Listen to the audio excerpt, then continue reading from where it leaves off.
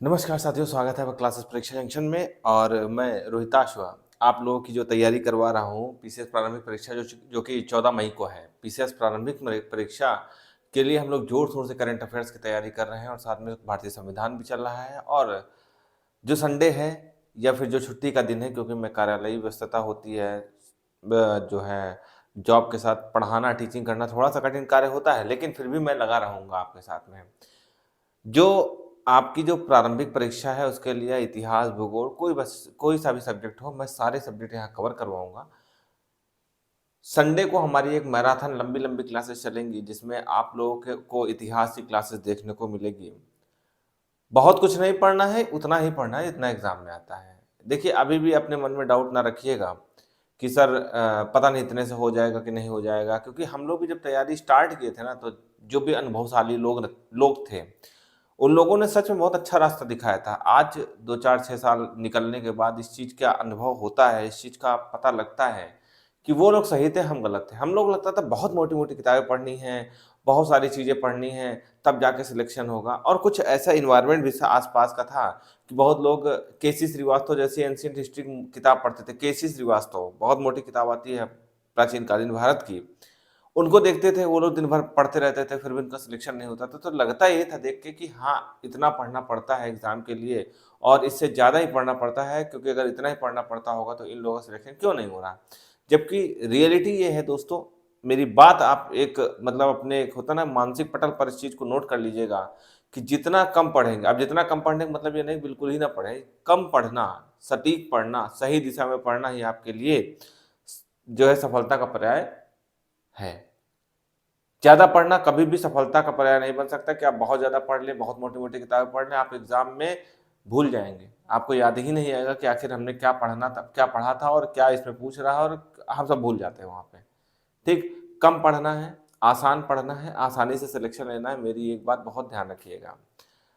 आज चलिए UP triple SC का रिज़ल्ट आया है पीईटी एग्ज़ाम के लिए, इस पर हम एक वीडियो बनाएँगे, उस पर हम चर्चा करेंगे। आज हमारा करंट अफ़ेयर्स का 19वाँ लेक्चर है। 19वें लेक्चर में हम लोग नया चैप्टर स्टार्ट कर रहे हैं, चर्चित व्यक्ति। हर चैप्टर की भाँति आज भी ये भी इसमें भी हम लोग पढ़ेंगे, बताएँगे, मैं बताऊँगा इसमें कि आखिर पढ़ना क्या है इसमें? चर्चित व्यक्ति का क्या मतलब होता है? क्यों हम पढ़ेंगे? एग्ज़ाम में क्या महत्ता है इसकी? देखिए, इस चैप्टर से, चर्चित व्यक्ति से आपका जो है पूछा जाता है कि जो बहुत इम्पोर्टेंट पर्सनैलिटी होती हैं, उन्होंने कोई जो है पुरस्कार पाया हुआ है, या फिर उन्होंने बहुत ज़्यादा कोई ऐसा काम कर दिया है जो कि अविस्मरणीय है, या फिर उनका निधन, कोई ऐसा समाज सेवी रहा है जिसने समाज में बहुत सारे कार्य किए हैं, कोई ऐसा साहित्यकार रहा है जिसने बहुत अच्छे-अच्छे कार्य किए, बहुत अच्छे-अच्छे साहित्यों की रचना की है और उसका निधन हो गया है, तो उनको भी हम लोग यहीं पढ़ेंगे। इम्पोर्टेंट, परीक्षा के लिहाज से इम्पोर्टेंट है, और वही हमने तथ्य यहाँ पे लिखे हुए हैं जो कि बहुत इम्पोर्टेंट परीक्षा के लिहाज से हैं। ठीक है? तो इस चैप्टर को लाइट मत लीजिएगा, एग्ज़ाम के लिए एक-एक प्रश्न महत्वपूर्ण होता है, ठीक? अब इसमें 2-3 तरीके के प्रश्न बनते हैं।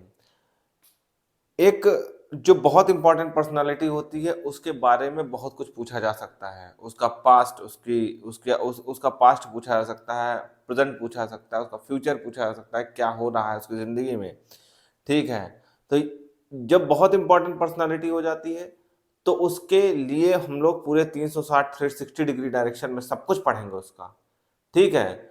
नहीं तो कुछ बहुत इम्पोर्टेंट संस्थान रहा, उससे कोई जुड़ा हुआ व्यक्ति रहा, तो उसके बारे में सीधा-सीधा पढ़ना है और बाकी स्किप कर देना, कोई दिक्कत नहीं है, ठीक?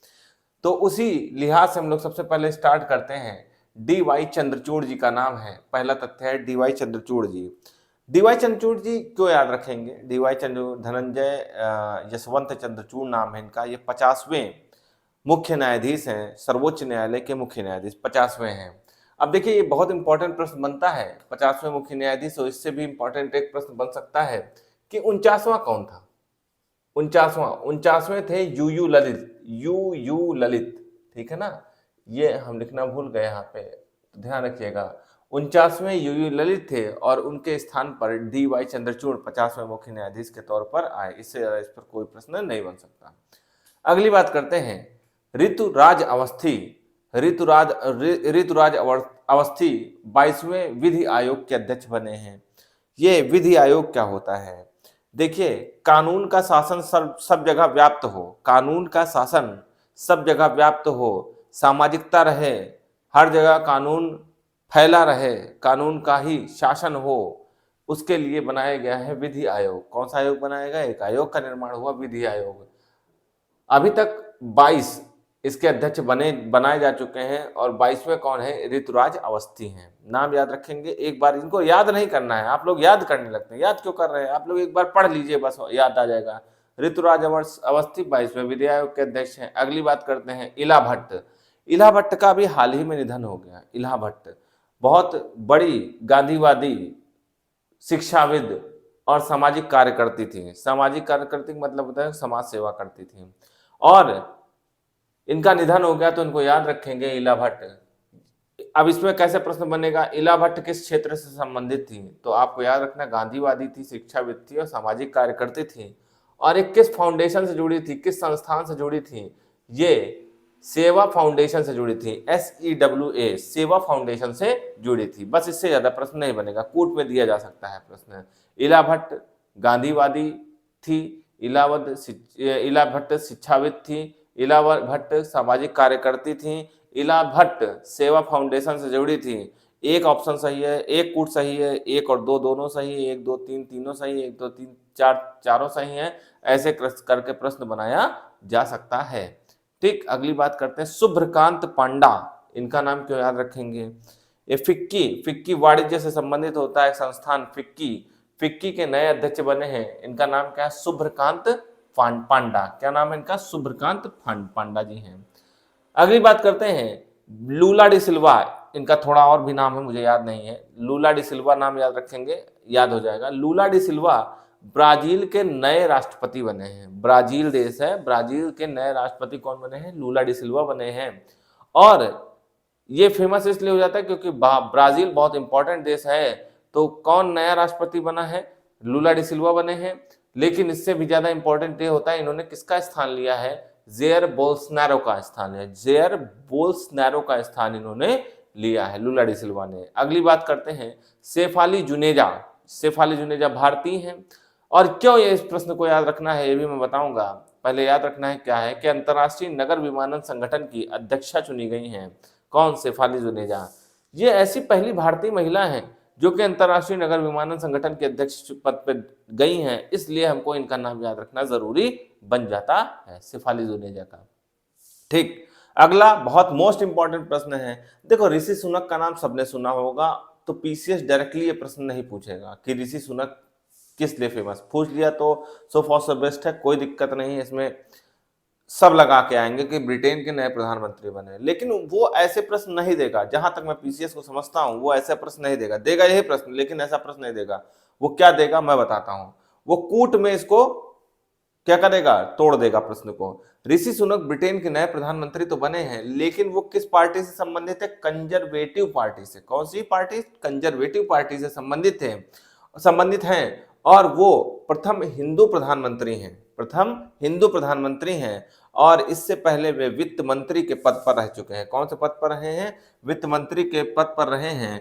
और उन्होंने लिज ट्रस का स्थान लिया है, लिज ट्रस का स्थान लिया है। इतना आपको याद रखना है। अब आपसे प्रश्न कैसे बनेगा पीसीएस में, मुझे जहां तक आशा है ये प्रश्न बन सकता है। ऋषि सुनक हाल ही में ब्रिटेन के नए प्रधानमंत्री चुने गए हैं।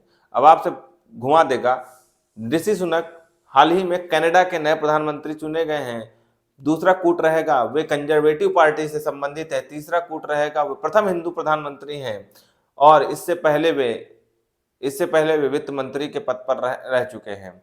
ठीक है, अब आपसे पूछा जाएगा कूट एक सही है, कूट 1 2 3 सही है, कूट मतलब ऐसे कर, तो आपका पहला कूट गलत हो जाएगा, क्योंकि वो ब्रिटेन के प्रधानमंत्री हैं, ना कि कनाडा के। ठीक है, समझ में आ गया। तो इस प्रश्न को, क्योंकि बहुत चर्चित प्रश्न होता है, तो उसके 360 डिग्री डायरेक्शन पे हमको सब कुछ पढ़ना पड़ता है, उसका पास्ट, उसका फ्यूचर, उसका सब कुछ। अगली बात करते हैं जच्छय शाह। अक्षय शाह नहीं, नाम इनका जच्छय शाह है। जच्छय शाह QCI यानी भारतीय गुणवत्ता क्वालिटी चेक भारतीय गुणवत्ता परिषद के नए अध्यक्ष रहे हैं। इनका नाम क्या है? जच्छय शाह है। स्किप कर सकते हैं, बहुत इंपॉर्टेंट प्रश्न नहीं बनता, लेकिन याद रखना, याद नहीं, एक बार सरसरी निगाहों से इसको देख सकते हैं। जच्छय शाह का नाम। डॉक्टर शंकर सुब्रमण्यम के, डॉक्टर शंकर सुब्रमण्यम के को क्यों याद रखेंगे? एक 2008 में आदित्य L1 मिशन प्रारंभ हुआ था। आदित्य L1 मिशन के बारे में बता दें, 2008 में आदित्य L1 मिशन गया था सौर, जो सौर है अपना, सूर्य है, सूर्य के परीक्षण के लिए आदित्य L1 मिशन लॉन्च किया गया था सन 2008 में। तो हाल ही में डॉक्टर सुब्रमण्यम के, जो कि इस मिशन के प्रमुख वैज्ञानिक नामित किए गए हैं, प्रमुख वैज्ञानिक नामित किए गए हैं कौन? डॉक्टर सुब्रमण्यम के, आदित्य L1 मिशन के। इंपॉर्टेंट प्रश्न है। अगली बात करते हैं, स्वीडन के नए प्रधानमंत्री उल्फ क्रिस्टन बने हैं। कौन? स्वीडन के नए प्रधानमंत्री। ठीक, कोई दिक्कत नहीं इसमें। हाल ही में इराक के नए राष्ट्रपति का नाम बताइए, आपसे पूछा जाएगा कि हाल ही में इराक के नए राष्ट्रपति चुने गए हैं, जिनका नाम क्या है? अब्दुल लतीफ। क्या नाम है? अब्दुल लतीफ। बहुत इंपॉर्टेंट है, इनको जरूर याद रखिए। उल्फ क्रिस्टन का नाम स्वीडन के नए प्रधानमंत्री, अब्दुल लतीफ इराक के नए राष्ट्रपति। ठीक है ना। अगली बात करते हैं, मुलायम सिंह यादव जी की बात करते हैं। बहुत फेमस प्रश्न है, बहुत फेमस चर्चित व्यक्ति भी रहे हैं। इनका हाल ही में निधन हुआ है, तो आप इस चीज को ध्यान रखिएगा। इससे प्रश्न बन सकता है आपके यूपीपीसीएस में, क्योंकि मुख्यमंत्री रहे हैं। आप बस इतना जानते रहे होंगे कि मुख्यमंत्री रहे, लेकिन इनके बारे में नहीं जानते रहे होंगे। जान लीजिए, मुख्यमंत्री मुलायम सिंह यादव जो हैं, मैनपुरी लोकसभा से निर्वाचित होते रहे और 7 बार लोकसभा से निर्वाचित हुए हैं मैनपुरी से। ठीक है, और 3 बार मुख्यमंत्री भी रहे हैं। ये 3 बार मुख्यमंत्री रहे हैं, 7 बार लोकसभा से सदस्य रहे हैं मैनपुरी लोकसभा से। और आपको बताना चाहेंगे कि 1996 से 1998 में ये रक्षा मंत्री के पद पर भी कार्य किए हैं। आपसे कूट में प्रश्न पूछा जा सकता है, जो क्योंकि बहुत इंपॉर्टेंट प्रश्न ये बनता है। तो आज आपका चर्चित व्यक्ति का पार्ट 1 कंप्लीट हुआ और लेक्चर 19 भी कंप्लीट हुआ। तो आप लोगों की तैयारी, मेरी आशा नहीं पूर्ण विश्वास है कि बहुत अच्छी चल रही होगी। करंट अफेयर्स के लिए बिल्कुल निश्चिंत रहिए, संविधान के लिए, भारतीय संविधान के लिए बिल्कुल निश्चिंत रहिए। बहुत नहीं पढ़ना है, कम पढ़ना है, और कम को कई बार पढ़ना है, बस इतना समझ लीजिए। ठीक, आपका सिलेक्शन होगा। अगर करंट अफेयर से इससे बाहर से प्रश्न आ जाएगा पीसीएस में, तो आप कहिएगा मुझसे इससे बाहर प्रश्न नहीं आएगा। आपका UP triple SC PET exam या मेंस एग्जाम में इससे बाहर कहीं प्रश्न आ जाएगा, तब हमसे कहिएगा। हमारा संकलन आपका यूपी ट्रिपल एससी के लिए, यूपी पीसीएस के लिए, और जहां मुझे लगेगा मैं बता दूंगा कि आपका ये यूपी ट्रिपल एससी के लिहाज से सही नहीं है। अभी तक आपका जो चल रहा था, आज 19वां लेक्चर है और 20वां और 21वां लेक्चर है, वो भी 20 और 21 लेक्चर, ये 3 लेक्चर आपके जो होंगे वो UP triple SC, UP PCS, RO तीनों एग्जाम के लिए आपके लिए रामबाण होंगे। लेकिन अब जो 21वें लेक्चर के बाद जो चर्चित व्यक्ति आपका जहां खत्म होगा, वहां से आपके लिए जो जो जो जो करंट अफेयर्स स्टार्ट होगी, वो केवल और केवल किसके लिए होगी? वो यूपी पीसीएस के लिए होगी। वहां से आपके यूपी ट्रिपल एससी से क्वेश्चन नहीं बनेंगे। ठीक है, इतना अगर यूपी ट्रिपल एससी का आप तैयारी करें तो 21 चैप्टर तक तैयार कर लीजिएगा। इसके बाद भी हम लोग अभी सेकंड राउंड, जब आपका दूसरी किताब प्रारंभ करेंगे, जो नई आ गई है उसको हम प्रारंभ करेंगे, तो फिर उसके बाद आप स्टार्ट कर सकते हैं। ठीक है, तो सब लोग लगे रहिए। 14 मई को आपको करंट अफेयर्स पूरा करना है। करंट अफेयर्स अगर आप पूरा कर लिए तो आपको समझ लीजिए कि आपको कोई भी यूपी पीसीएस प्रारंभिक परीक्षा से हरा नहीं सकता। पढ़ने वाले पढ़ते रहते हैं और सही दिशा में पढ़ाई करने वाले सिलेक्शन लेके चले जाते हैं। आज के लिए इतना ही, धन्यवाद।